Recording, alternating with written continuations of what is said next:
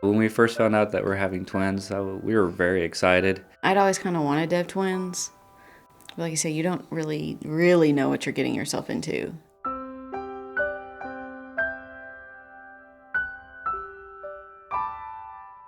The doctor became concerned about one of Owen's limbs, that it might not be growing the exact rate we thought. So I immediately started going to a high-risk OB, started getting almost weekly sonograms and fetal heart monitoring, and closely followed with bed rest.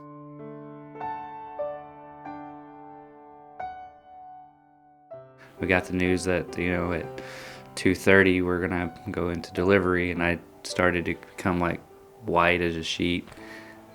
Just the magnitude of the event started to become really real. They were concerned they were still so young, wanted to do a steroid shot as well as a shot of magnesium for brain development. Brady and Owen were born at 33 weeks. Brady was 4 pounds and Owen was 3 pounds and 7 ounces.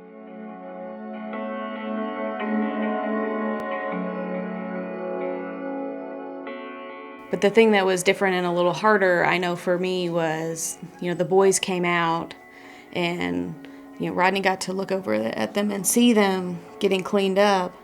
And they kind of popped a glance at me real quick and then they took them off. And, that moment that every mother dreams of when you get to hold your baby, I didn't get to have that. I never got to experience that.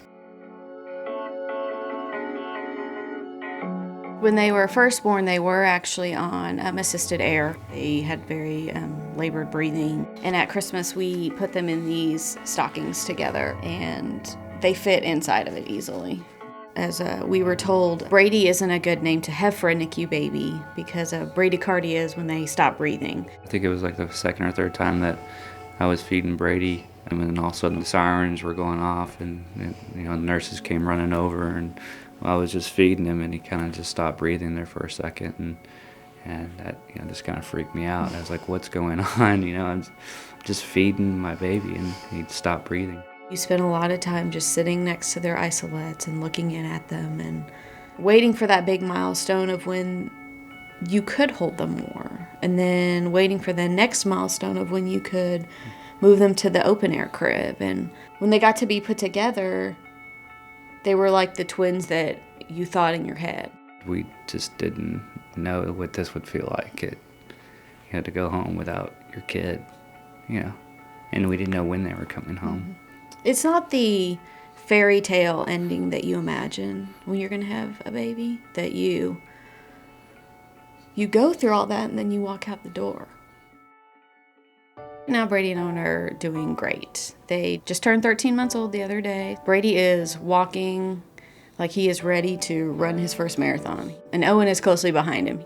You would never know that they were, a month and a half premature and didn't know how to eat and breathe correctly. They're perfectly healthy 1-year-olds. It's amazing.